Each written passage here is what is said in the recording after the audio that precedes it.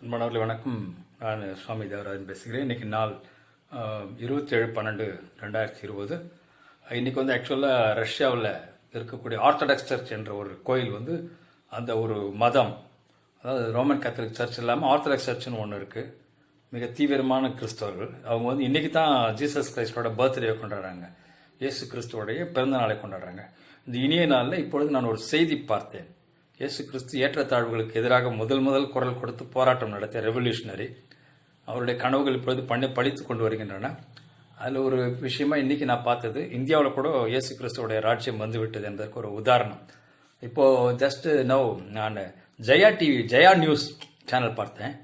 அதில் டிடிவி தினகரனுடைய சேனல், சசிகலா டிடிவி தினகரனுடைய சேனல், ஜெயலலிதா அவரிடமிருந்து அவர்கள் ஆக்கிரமித்த சொத்து, அந்த ஜெயா நியூஸில் பார்க்கும்பொழுது ஒரு செய்தி பார்த்தேன். அதில் உத்தரப்பிரதேஷ் மாநிலத்தில் யோகி ஆதித்யநாத் கவர்மெண்ட்டு எந்தெந்த வெஹிக்கிள் எல்லாம் கார்கள் வாகனங்கள் ஜாதி பேர் யாதவ் அதெல்லாம் வருது இல்லையா, அதெல்லாம் போட்ட வண்டிங்களை பிடிச்சுன்னு போயிடுறாங்க, சிறைப்பிடிக்கிறார்கள். அது மாதிரி ஜாதி பேர் போடக்கூடாது அப்படின்னு சொல்லிட்டு சட்டம் கொண்டாந்துருக்குறாங்க.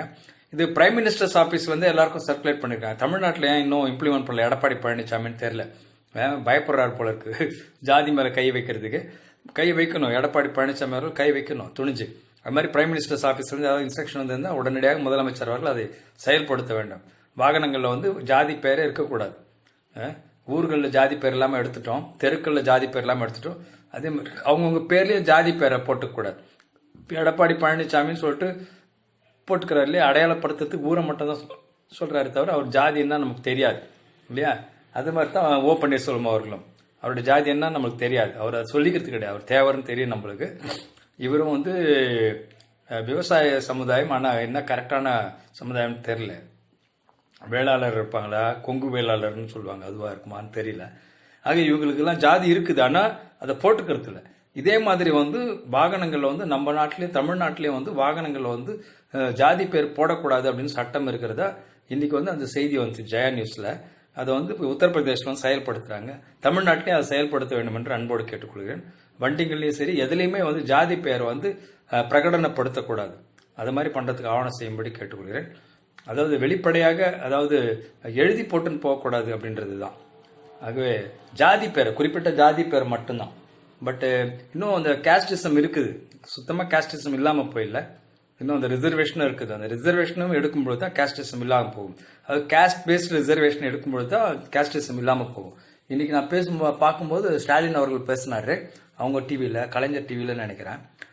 அதில் பார்க்கும்போது சன் நியூஸ்லேயே கலைஞரையே பார்த்தேன்.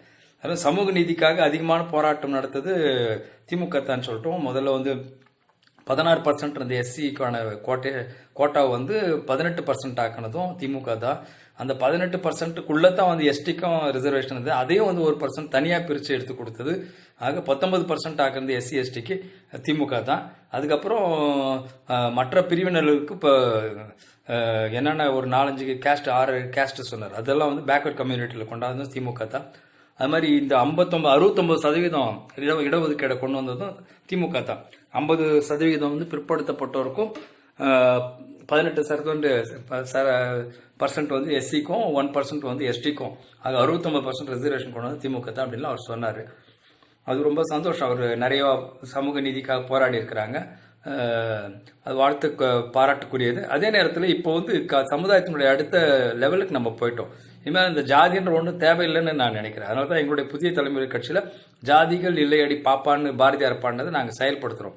அதனால் ஜாதி கவர்மெண்ட் ரெக்கார்ட்ஸில் எதுலையுமே இருக்கக்கூடாது, அது மக்கள் மனதிலிருந்து மறக்கப்பட வேண்டிய விஷயம் அப்படின்றது தான் எங்களுடைய கருத்து. அதே மாதிரி மதமும் தேவையில்லாத ஒன்று, அவங்க மனசில் வச்சுக்கலாம் தெய்வ நம்பிக்கை. மதங்களை வலுப்படுத்துறதுக்கு உங்கள் நன்னடத்தைக்கு பயன்படுது. அதனால் மதம் இருக்கட்டும், ஆனால் மதத்தை நீங்கள் ரெக்கார்ட்ஸில் கொண்டாடக்கூடாது. ஒருத்தருடைய பயோடேட்டாவில் மதம், அவர் எந்த மதம்ன்றது குறிப்பிடப்படக்கூடாது. அவர் பேர்லேருந்து வேணால் நீங்கள் தெரிஞ்சுக்கலாமே தவிர இந்த மதத்தை சேர்ந்தவர்களுக்கு வரக்கூடாது அப்படின்றது தான் எங்களுடைய புதிய தலைமுறை கட்சியினுடைய ஒரு கொள்கை. ஆகவே இதை நாங்கள் இதெல்லாம் பிரகடனப்படுத்தி கொண்டிருக்கும் பொழுதே மத்திய சர்க்கார் இது தொடர்பான ஒரு பிரைம் மினிஸ்டர் ஆஃபீஸ் ஒரு இன்ஸ்ட்ரக்ஷனே கொடுத்துருக்குறாங்க எல்லா ஸ்டேட்டுக்கும். அதாவது ஜாதி பேரை வந்து வாகனங்களில் போட்டிருந்தாக்கா அந்த வாகனங்கள் பறிமுதல் செய்யணும்னு அது வந்து உத்தரப்பிரதேசத்தில் செயல்படுத்துறது இப்போ வீடியோவில் டிவியில் பார்த்தேன். ஜெயா நியூஸ் டிவியில் இன்னைக்கு தேதியில் சாயந்தரம் ஒரு 6:30 மணி இருக்கும். இப்போ பார்த்தேன். ஆகவே மிக நல்ல விஷயம். ஆகவே யோகி ஆதித்யநாத் என்ற உத்தரப்பிரதேசனுடைய முதலமைச்சர் அவர்களுக்கு என்னுடைய வாழ்த்துக்களையும் பாராட்டுதலையும் தெரிவித்துக் கொள்கிறேன். அதே மாதிரி இந்த உத்தரவை வந்து பிறப்பித்த மாண்புமிகு பாரத பிரதமர் ஸ்ரீ நரேந்திர மோடி அவர்களுக்கும் என்னுடைய பாராட்டுதலும் வாழ்த்துக்களையும் தெரிவித்துக் கொள்கிறேன். இது எல்லா மாநிலங்களிலும் ஸ்ட்ரிக்டாக செயல்படுத்தப்பட வேண்டும். ஜாதி பெயர்கள் வந்து பிரகடனப்படுத்தாதபடி தடுக்க ஆவணம் செய்யும்படி இது முதல் படி இது. அதாவது வாகனங்கள் வந்து எழுதாமல் இருக்கணுன்றது அதே ஒரு நல்ல ஒரு முன்னுதாரணம். அங்கே ஜாதி பெயரை வைத்துக்கொண்டு கலவரம் செய்வது, ஜாதி பெயரை வைத்துக்கொண்டு கட்சி நடத்துவதையும் தடுக்க வேண்டும். இதே வந்து இப்படி சொல்லும் பொழுது நரேந்திர மோடி அவர்கள் வந்து அதையும் தடுக்கணும். முக்குளத்தூர் புலிப்படைன்னு ஒன்று இருக்குது இங்க, அதெல்லாம் தப்பு. அது மாதிரி ஜாதி பெயரை வச்சுன்னு யாரெல்லாம் வந்து கட்சி நடத்துறாங்களோ, அதே மாதிரி இன்னொருத்தர் இப்போ கூட தனியரசுன்னு ஒருத்தர் இப்போ வந்தாரு, அவர் கூட இது ஒரு கொங்கு வேளாளர் கட்சி, இது ஒரு கட்சி. அது ஜாதி பெயரால் கட்சி நடத்துறதெல்லாம் பேன் பண்ணும். அந்த கட்சிகள் எல்லாம் வந்து இல்லாம பண்ணும், அவ்வளவுதான். பேன் பண்ணிடணும், அவ்வளவுதான். அதெல்லாம் அந்த மாதிரி கூட்டம் ஜாதி பேரால் கூட்டம் சேர்ந்துக்குன்னு கட்சி நடத்துறது மிகப்பெரிய தவறு. ஜாதி பேரால் கூட்டம் சாரதே தவறுன்னு சட்டம் கொண்டு வர வேண்டும் என்று திரு நரேந்திர மோடி அவர்களை அன்போடு கேட்டுக்கொள்கிறேன். இது உங்களுடைய மிகப்பெரிய ஒரு இந்திய வரலாற்றில் ஒரு மிகப்பெரிய மைல்கல், மிகப்பெரிய சாதனை ஸ்ரீ நரேந்திர மோடி அவர்கள் எங்களுடைய இந்தியாவினுடைய சோசியல் கம்யூனல் லைஃப்ல வந்து கொண்டு வந்திருக்கிறார் என்பது மிகவும் பாராட்டுதலுக்குரியது, மிகவும் வாழ்த்துக்குரியது. என்னுடைய மனமார்ந்த நன்றியை திரு நரேந்திர மோடி அவர்களுக்கும் அதை உடனடியாக செயல்படுத்திக் கொண்டிருக்கிற யோகி ஆதித்யநாத் உத்தரப்பிரதேச முதலமைச்சர் அவர்களுக்கும் தெரிவித்துக் கொள்கிறேன். நன்றி, வாழ்த்துக்கள். எல்லோரும் அதை ஃபாலோ பண்றதுக்கு உரிய இன்ஸ்ட்ரக்ஷன் வழங்கும்படி ஸ்ரீ நரேந்திர மோடி அவர்களை அன்போடு கேட்டுக்கொள்கிறேன். நன்றி, வணக்கம். ஷிவ் ஓம்.